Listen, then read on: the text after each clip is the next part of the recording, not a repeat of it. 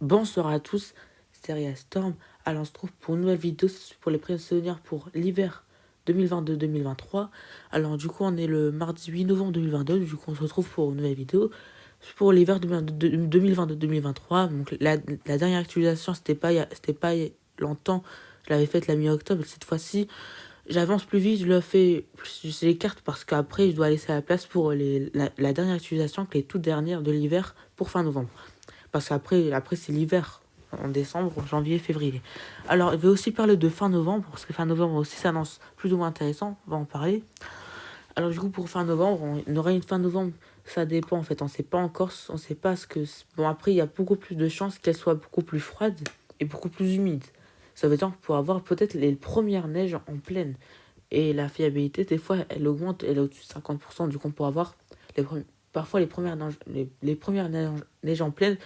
Peut-être surtout dans les régions de la moitié nord-est et les Alpes pour fin novembre.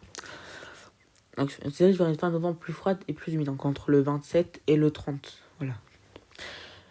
Pour maintenant, on va commencer les vrais prévisions de l'hiver. Pour le mois de décembre. Le mois de décembre, c'est cette fois-ci, avant j'ai annoncé un mois de décembre qui serait de saison à légèrement plus doux, donc autour des plus 0,25. Ça va, je prévois un peu moins, je prévois plus 0,1. 0,1, oui, 0,1, donc un mois de décembre qui serait de saison.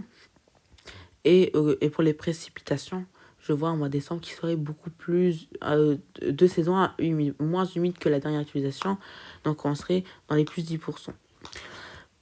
Pour janvier, donc je vais expliquer aussi pour décembre. Décembre, on aurait parfois beaucoup d'épisodes de neige, parce que de saison est plutôt humide, franchement, on pourra avoir des épisodes de neige parfois costauds, surtout en plaine.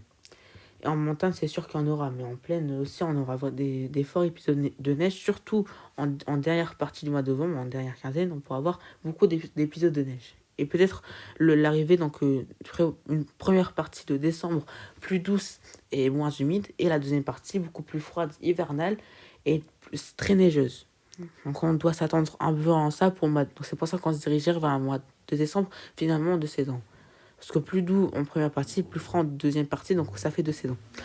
Pour le mois de janvier. Alors le mois de janvier, j'annonce un mois de janvier qui est toujours très froid, cette fois-ci entre moins 1,9, pas moins 2, mais moins 1,8 à moins 1,9, parce que plus il fait, plus il fait humide, plus il fait moins froid. Parce que pour les précipitations, je vois autour des plus 10%, comme décembre, plutôt plus 15. Parce que décembre serait plus vite, donc un peu plus vite que décembre, du coup plus 15. Et pour les précipitations et pour les températures, je vois moins 1,8. Donc un mois de janvier qui serait bien froid, voire très froid, et plutôt humide, du coup un mois de janvier qui serait vraiment très hivernal, très neigeux, surtout en plaine. On aurait vraiment parfois des gros coups de froid et des décrochages d'air froid par le nord, entre nord et nord-est. Donc flux dominant en décembre, nord-ouest, et flux dominant en janvier, nord. Voilà. Maintenant, le dernier mois, le mois de février. Donc le mois de février serait encore très doux. J'annonce du coup une anomalie de température autour des plus 2 degrés. Et pour les précipitations, je vois très humide, autant que ce soit autour des plus 45%. Donc plus 45% estimé et plus de degrés estimés pour février. Donc un mois de février qui serait très doux et très humide. Du coup, tempétueux, pour plusieurs tempêtes. J'ai aussi peut-être l'arrivée d'une vague de froid pour la deuxième décade de février. Ça dépend si elle arrive en première. Mais si elle arrive en première, ça change rien. Parce que même si elle arrive en première décade, deuxième et troisième seront très douces. Parce que si elle arrive à la deuxième décade, première et troisième décade seront très douces.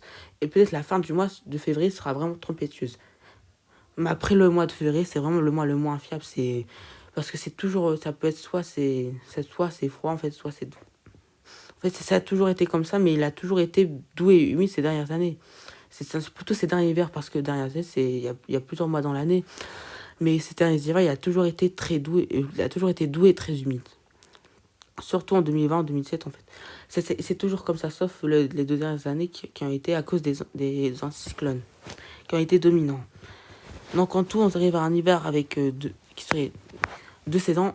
En fait, l'hiver serait avec la même anomalie estimée que décembre. Donc plus 0,1, donc 0,1 d'excédent estimé et plus humide autour des donc plus 15 estimé comme janvier.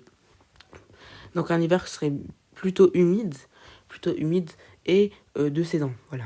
Tout ce qu'on aurait pour l'hiver, donc un hiver qui serait bien hivernal et bien rigoureux par rapport aux derniers hivers. Donc bien rigoureux et bien hivernal. Donc décembre, de saison plutôt humide. Janvier, très froid et plutôt humide pour faire le bilan. Et février, très doux, très humide. Doux à très doux plutôt et très humide surtout. Donc je pense que c'est tout pour cette vidéo de prévision saisonnière. J'espère que vous a plu. On se retrouve pour fin novembre pour les prochaines actualisations. Pour la prochaine vidéo, ça sera en fin de semaine. Peut-être j'annonce une vidéo pour faire le bilan du mois d'octobre pour cette semaine. Allez, ciao!